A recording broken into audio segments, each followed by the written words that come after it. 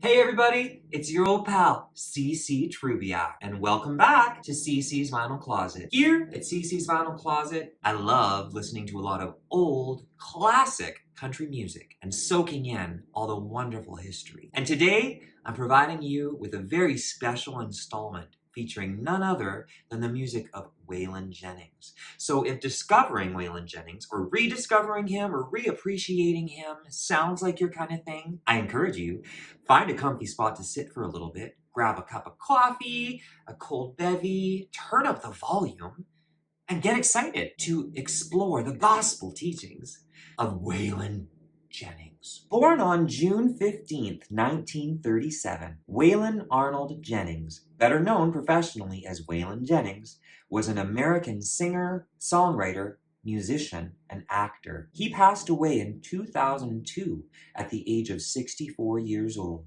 and may he rest in peace. From a young age, he knew what hard work was all about and the value of it. His mother would teach him to play guitar when he was just 8 years old, eventually buying him a used Stella guitar. He'd practice to his earliest influences, those being Bob Wills, Ernest Tubb, Hank Williams, and Elvis Presley, among others. As a kid, Waylon would perform at family gatherings, church, Lions Club, talent nights. I shouldn't have even been surprised to learn that he'd even form a band by the age of 14 years old, recording demos and sending them out to radio stations, and going as far as dropping out of school to pursue his dreams of making it. An outlaw in the making. And he would pay those dues, not just performing as a DJ on the radio, but producing commercials too. Now get this, at this time, eventual friend Buddy Holly visited the radio station and would go on to take Waylon Jennings on as his first artist. Now during these years, Waylon soaked up many musical influences from rhythm and blues, rockabilly, and rock and roll. In 1959, he had gone on tour with good friend Buddy Holly. As the story goes, it was only by chance that Waylon wasn't in the small airplane that killed Buddy Holly and two other musicians. In the early 60s, he formed his own band and eventually impressed country music star Bobby Bare, who then helped hook Waylon up with producer Chet Atkins, and a recording contract too. And the rest truly became Waylon Jennings' history in country music.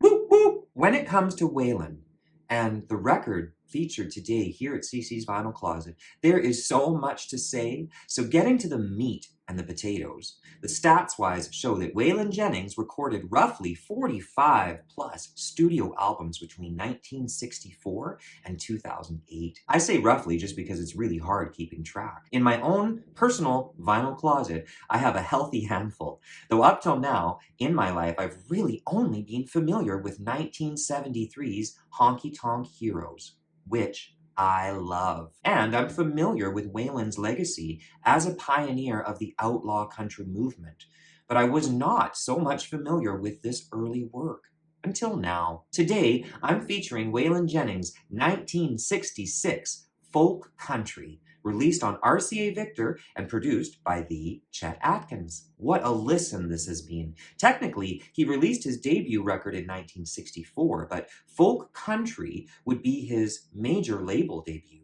The long and short of it is, I loved this record, and so what can I really share? There's 12 songs total on folk country, and throughout all 12 songs is the constant theme of loss. Be it loss of love, loss of dignity, pride, self-respect, you name it. Loss. Gone. Bye. Waylon Jennings was 29 years old when this record came out, and what an opportunity to work with Chet Atkins, who at this point on CC's Vinyl Closet, I'm well versed in Chet's incredible part of creating that lush Nashville sound. Needless to say, this album in 1966 bears little resemblance to the sound Jennings would go on to pioneer in the 1970s. I've read that Chet Atkins tempered Waylon's naturally assertive vocal style, and of course, in true Atkins style, surrounded him with the hallmarks of the Nashville sound, like lush background vocals. That had been successful for others, but now's a great time to interject with a song the Harlan Howard penned, Another Bridge to Burn, about loss of Well, you'll get it. It's a great song to open the album because it does beautifully personify the charm of the whole package, with Jennings, in my opinion, still sounding just as devilish and wonderful in his tempered glory as he went on to sound in the 70s. If it's Waylon, I'll take it. So check out his 1966 version of Another Bridge to Burn. I've had to burn most every bridge I've crossed. It seems like everything I've loved, I've lost. When I met you, I thought my luck had turned. But our love's just another bridge to burn. So I'll soon light the fire and move on. Oh, I've already been here much too long. I'm so hurt and you're so unconcerned. But our love's just another bridge to burn. Like I said, I'll take Waylon, gentle or rough and around the edges. It's the Waylon charm. I love his voice. He also contributes 4 songs as a writer or co-writer, including the story song Cindy of New Orleans, about loss of love, and the catchy yet painful And It's Down, Down, Down Came the World. That one is also about loss of dignity. Personally, some of my favorites are the ones written by country tunesmith Harlan Howard, whom I'm so much more familiar now because of my vinyl closet. He knew how to write songs, let me tell you. For instance, I knew immediately that the cheating song, What Makes a Man Wonder, was familiar, only for me to lead right back to my copy of Connie Smith's 1968 album, Sunshine and Rain, also featuring this Harlan Howard song. She does a bang-up version herself, hers from a woman's perspective. But kudos to Harlan Howard as a songwriter, and check out Waylon's version. Tempered and Nashville sounding or not, Waylon rocks. What makes me want to roam when I've got so much love at home? What makes a man wonder? What makes a man wonder? The whistle of a train does something to my brain. What makes a man wonder? What makes a man wonder? I know I love you as much as I ever could love anyone. Yet I'm still gone. I come back and I vow to settle down. Now that I'm gone with the dawn. What makes me want to roam when I've got so much love at home? What makes a man wonder? What makes a man wonder?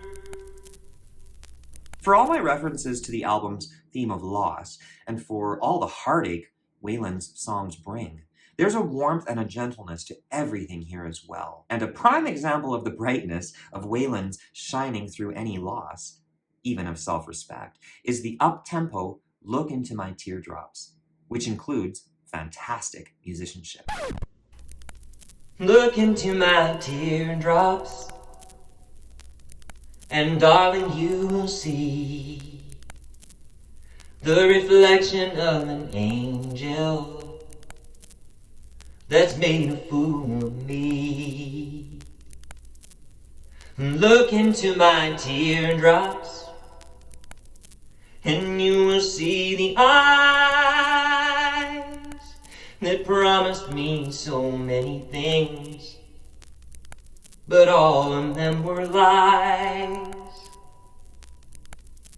I will say this, Folk Country, the album, is one I would recommend to fans of country or Waylon or just good music to check out. It's timeless. Songs like Just For You, Now Everybody Knows, and What's Left of Me never became hits, and in fact, the album contained one Jennings classic, Stop the World and Let Me Out, which actually peaked at number 16 and would remain a part of Jennings' live shows for years. Even though Waylon would go on to continue harnessing that outlaw personified music, I am grateful for all of him, including this more embryonic Waylon sound. It's more than satisfying, and I cannot wait to just take in more and more of these other records to hear how he developed. That's my thoughts on folk country and Waylon Jennings for today. Thank you guys so much for watching. Please hit that like and subscribe button, and be sure to leave me your comments down below in the comment sections. Stay tuned for next week's installment of CC's Vinyl Closet, and until then, take care of you and take sweet comfort in the music.